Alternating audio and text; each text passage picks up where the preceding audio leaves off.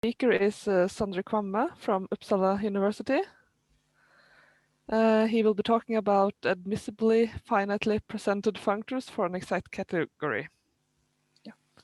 Okay, so I guess, should I wait 1 more minute before I start? Up to you. Okay, then I guess I'll just start now. So yes, I want to start by thanking the organizers for inviting me to give this online talk at the conference. And then I also want to emphasize that this is all joint work with Ruben Henrad and Adam Christian van Rosmal from the University of Hasselt. So I forgot to mention this in my abstract. And then, yes, it's based on a paper which is now on the archive. I will only mention one of the results from the paper. If you're interested in more, you should either ask me afterwards or have a look at the paper. Okay, so let's start with some motivation. So I will let K be a field, and I will let lambda be a finite dimensional K algebra. Then in representation theory, one is often interested in describing or understanding the category of finite dimensional lambda modules. And one approach to this, which is often called the functorial approach or the functorial point of view, and which was advocated by Auslander, was to, instead of studying mod lambda, one should consider the category mod C of finitely presented functors, finitely presented contravariant functors from C to finite dimensional vector spaces, where C is the category of finite dimensional lambda modules. So instead of considering mod lambda, one should consider mod of mod lambda and then translate the results back to mod lambda.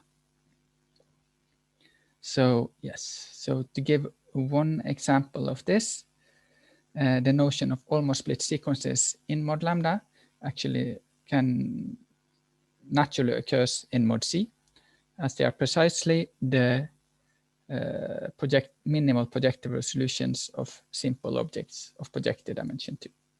So a notion which might seem slightly unnatural the first time you see it, so almost split sequences, somehow naturally occurs just as some certain projective resolutions in this category.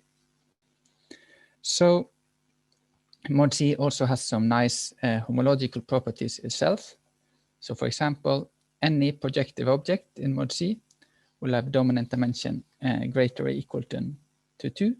And here dominant dimension is defined in the same way as for an Auslander algebra, meaning it's just you take a minimal injective co-resolution and then you count the number of projective terms. So in this case, the first 2 terms will be projective. Then we also know that any object in mod C will have projected dimension less than or equal to 2. In other words, mod C has global dimension less than or equal to 2. So combining these 2 properties, we get precisely the characterization of the module category of Auslander algebras, for those of you who know what that is. So in some way you can think of C as an Auslander algebra, except now it's not really an algebra, it's a category with infinitely many objects. Okay, but in representation theory, one does not only study the category mod lambda, one is often interested in subcategories, and more precisely often in exact subcategories. So as I write, exact categories are well studied in representation theory. So examples of the Gorenstein projective modules, or the modules of finite projected dimension, or the Cohen-Macaulay modules of orders, and so on. So these are often studied from a representation theoretic point of view, and you can ask questions such as, do they have finitely many indecomposable objects? Do they admit almost split sequences? And can you describe their AR quiver? So one could expect that a similar approach would work in studying these categories. So some kind of functorial approach. However, it turns out that even if you have an exact category E, the category finitely presented functors on it does not necessarily have nice homological properties. So the point is that the category finitely presented functors on E does not detect the exact structure on E. So you lose some information going from E to mod E in that way. So in our work, we try to remedy this situation. So instead of considering mod E, we introduce a different candidate.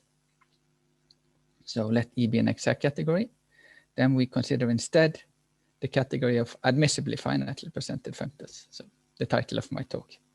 So this is the subcategory of mod E, which consists of all functors which admit a projective presentation where the morphism is an admissible morphism in E. So this is precisely equal to the category of the finitely presented functors if and only if E is abelian, because in that case, all morphisms are admissible. But in general, we rather want to consider this subcategory. And then, yes, so what can we show about this? Well, we prove the following theorem. And here for simplicity, I will assume that E has enough injectives. So there is a version of the theorem without this assumption, but then the description will look a bit more different, or not as similar as the description of mod C. So I will assume this for simplicity. Then it turns out that the category of admissibly finitely presented functors is an exact category, and it has enough projectives and injectives as an exact category. So in fact, we show that this is an extension clause subcategory of the category of finitely presented functors. Then it turns out it has 4 more properties. So the first is that any projective objects have dominant dimension greater than or equal to 2. And here projectivity and the dominant dimension is defined relative to the exact structure. Then the projected dimension of any object is less than or equal to 2.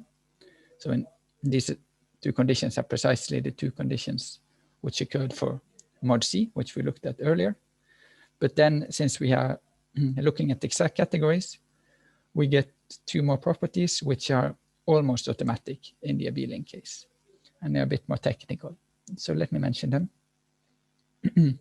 So for any, the third condition says that if you let P be the subcategory of projective objects, then P is covariantly finite. So any object emits a left P approximation. But then we can say even something more, namely that it admits, and we can choose that left P approximation to be an admissible morphism. So yes, so a composite of deflation and inflation.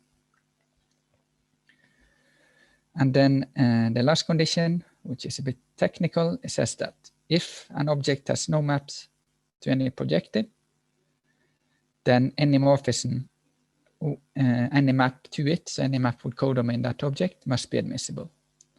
So this is automatic in the abelian case since all morphisms are admissible. Okay, so this category satisfies these 4 properties. And then we also show that these 4 properties actually characterizes categories of this form. So more precisely, if E is an exact category with enough projectives and injectives, like mod admissible E, here, and it satisfies the properties above, so these 4 properties, then it is equivalent to the admissibly finitely presented functors on an exact category with enough injectives. So, and of course, this equivalence is an equivalence of exact categories, so it preserves the exact structure. Okay, so in our paper, we actually write this correspondence as a equivalence of 2 categories. So let me finish by making a couple of remarks. So the first one is that we also show a version of this theorem without assuming E has enough injectives. So without assuming enough injectives here, then we still get some nice properties of mod admissible E. However, in this case, we will no longer have a condition on the dominant dimension, and this will be replaced with the existence of a certain torsion pair on mod admissible of E. Then the second observation is that, as probably some of you know, the category of defects of an exact category has been studied by several authors before.